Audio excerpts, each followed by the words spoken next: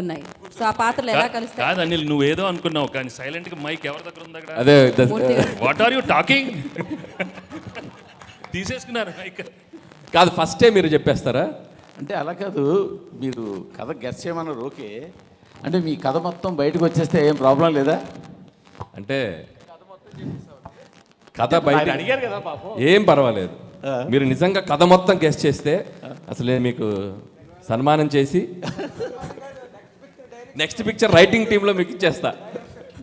వద్దులేండి, కథ అంతా రివీల్ చేయడం అంత పెద్ద బాగోదు. ఓకే.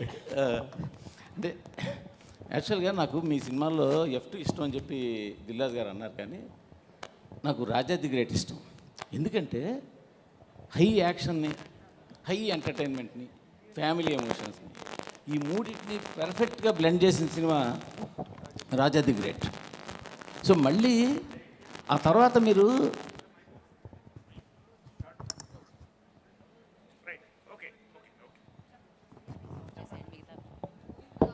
హలో, తర్వాత మీరు ఎంటర్టైన్మెంట్ చేస్తున్నారు కానీ యాక్షన్ కొంచెం వదిలేశారు.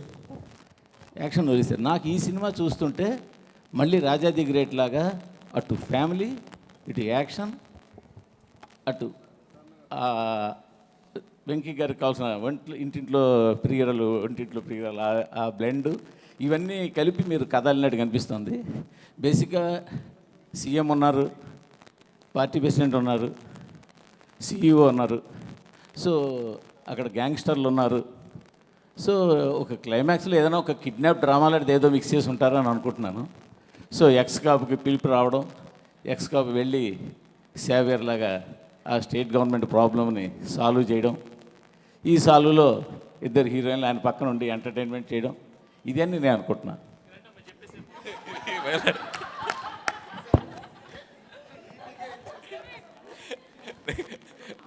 Okay, next anybody? అనిల్ గారు, చెప్పండి. అంటే ఈ క్రియేటివ్ ప్రాసెస్ అంతా యూజువల్గా మీది. మా క్రియేటివిటీ ఎలా ఉంటుందంటే ఒక్క 10-15 నిమిషాలు టైం ఇస్తా, పక్కకి వెళ్ళి మీకు కావాల్సిన వాళ్ళు ఒకళ్ళిద్దరికి ఫోన్లు చేసుకుంటే కథ అంతా వచ్చేస్తుంది. అందుకే మీకు ఆ టైం ఇవ్వకుండా మా ఎదురు కూర్చోబెట్టుకున్నాం. ప్రాబ్లం ఏంటంటే వెంకటేష్ గారేమో సినిమాల్లో కథలు ఉండాలి, మీ దాంట్లో ఏమో కథల కంటే కూడా ట్రీట్మెంట్, ఎంటర్టైన్మెంట్ ఎక్కువ. కాబట్టి ఇది పెద్ద టెస్ట్ మాకు ఇది. నాకు అనిపిస్తుంది ఏంటంటే వెంకటేష్ గారు, మీనాక్షి గారు ఎక్కడో సంథింగ్ ఏదో కొలీగ్స్ అయి ఉంటారు. వీళ్ళిద్దరు మ్యారేజ్లో ఆ అమ్మాయి, వీళ్ళిద్దరు హ్యాపీ మ్యారేజ్లోనో ఎందులోనో ఉంటుండగా ఆ అమ్మాయి ఈయన అక్కడ ఫ్లాష్ బ్యాక్లో వదిలేసిన ఒక ప్రాబ్లమ్ను తీసుకొచ్చి వీళ్ళ ఇద్దరి మధ్యలోకి వచ్చి కూర్చుంటుంది అనుకుంటున్నాను నేను. ఆ అమ్మాయి వచ్చిన ప్రాబ్లమ్స్తో, ఆ అమ్మాయితో పాటు ఆ అమ్మాయి ఆయన గతం తాలూకు ప్రాబ్లమ్స్ తీసుకురావడం, అవన్నీ ఎలా సాల్వ్ చేస్తారన్న స్టోరీ అనుకుంటున్నాను. సూపర్, ఫస్ట్ రెండు సూపర్. నెక్స్ట్ అడగండి, చెప్పండి. సారీ అనిల్ గారు, ఇక్కడ అనిల్ గారు ఒక్క నిమిషం. సో సీఎం మనవడు అనుకుంటా అబ్బాయి, ఐశ్వర్య రాజేష్ సీఎం కూతురు. ఆ ఒడిశా వాళ్ళు వచ్చి కిడ్నాప్ చేస్తారు. ఎవరిని?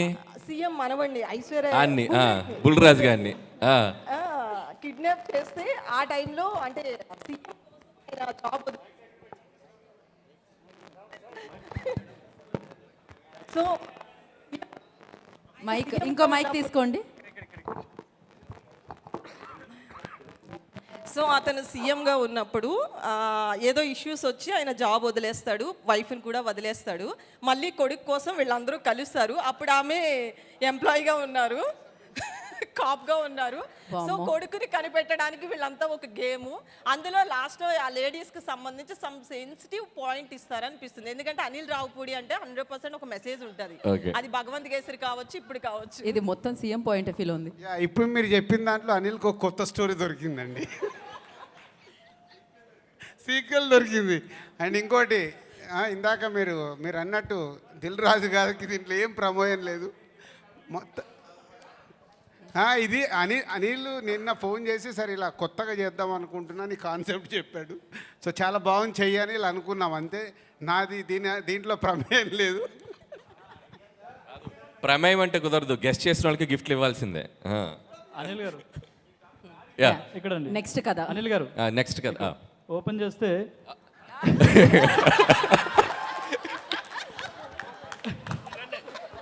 నెక్స్ట్ షాట్ చెప్పండి ఒకసారి. అదే సాయి కుమార్ గారు ఎలివేషన్తో మీరు వస్తారు. అప్పట్లో ఒకడు ఉండేవాడు పోలీసు, ఇలా ఉండేవాడు, ఇలా గంభీరంగా ఇలా ఉండే, ఆయన కొడితే ఎక్కడెక్కడ వెళ్ళిపోతారని ఒక ఎలివేషన్ వస్తుంది. ఎలివేషన్తో మీరు వస్తారు. అక్కడ ఒక ఊర్లో గ్రామంలో సాఫ్ట్వేర్ కంపెనీ పెట్టాలనుకుంటారు. కాకపోతే అక్కడ ఒక ప్రాబ్లం వస్తుంది. అప్పుడు మిమ్మల్ని తీసుకొస్తారు పోలీస్గా. మీకు ఐశ్వర్య కాదు ఏమన్నారు మీనాక్షి గారు సపోర్ట్ చేస్తారు. ఆమె ఆల్రెడీ డిపార్ట్మెంట్లో ఉంటారు. సపోర్ట్ చేసిన తర్వాత మీరు ఎలాగో ఎక్స్ గర్ల్ ఫ్రెండ్ కాబట్టి మీ మధ్యలో మళ్ళీ ఆమె వస్తారు. అలా ఫండ్ నడుస్తుంటుంది. ఆ తర్వాత సీఎం ఏం చేశారు, అలాగే పార్టీ ప్రెసిడెంట్ ఆ ఊరిని కాపాడడానికి, అలాగే అక్కడ ఫ్యాక్టరీ మైక్రోసాఫ్ట్ ఫ్యాక్టరీ రావడానికి ఏం చేశారు అనేది ఒక స్టోరీ అనుకుంటున్నాను.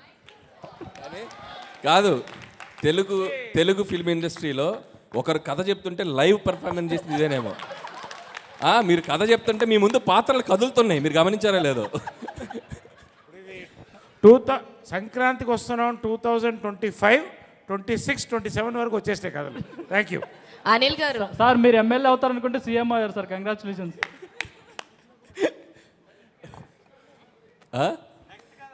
అనిల్ గారు పక్కా అనిల్ గారు ఇక్కడ కీర్తి. నేను ఎక్స్పెక్ట్ చేసిన స్టోరీ అయితే కనుక ఫస్ట్ స్టోరీ స్టార్టింగ్ అవసరాల శ్రీనివాస్ గారితో స్టార్ట్ అవుతుంది. సో అవసరాల శ్రీనివాస్ గారికి మాఫియాకి మధ్యన జరిగే ఇష్యూస్లో రిమైనింగ్ కథ అంటే వెంకటేష్ గారి కథ ఒక ఫ్యామిలీ ఎంటర్టైనర్ మధ్యలో వస్తూ ఉంటుంది. సో ఆ కథలో వచ్చిన ఒక చిన్న ప్రాబ్లంకి కీ పాయింట్ సాయి కుమార్ గారు. ఓహో.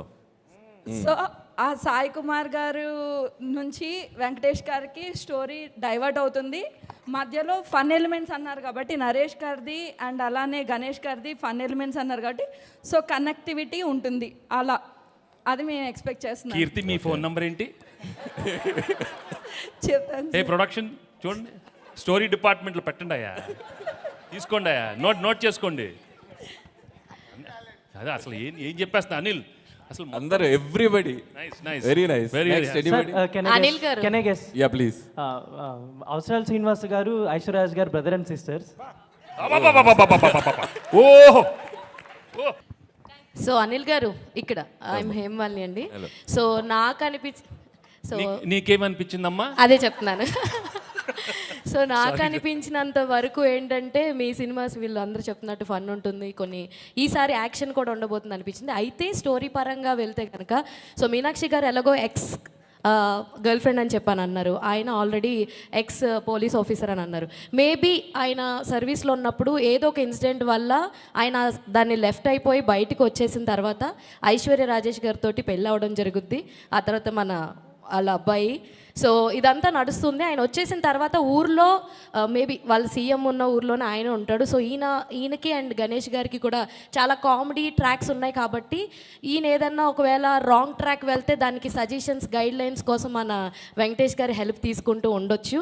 అయితే ఈలోపు మీనాక్షి గారు ఎలాగో ఎక్స్ గర్ల్ ఫ్రెండ్ కాబట్టి అక్కడ ఏదైనా లైక్ పోలీస్ స్టోరీస్లో ఏదన్నా ఒక చిన్న ప్రాబ్లం వచ్చి దాన్ని సాల్వ్ చేసుకోవడం కోసం వెంకటేష్ గారిని మళ్ళీ కలవచ్చు. ఆ ఉద్దేశంతో ఆయన దగ్గరికి రావడం అండ్ ఈవిడికి ఆల్రెడీ ఐశ్వర్య రాజేష్ గారికి వీళ్ళిద్దరూ ఎక్స్ అని తెలిసి వీళ్ళిద్దరూ కలవకుండా చూసుకోవడం.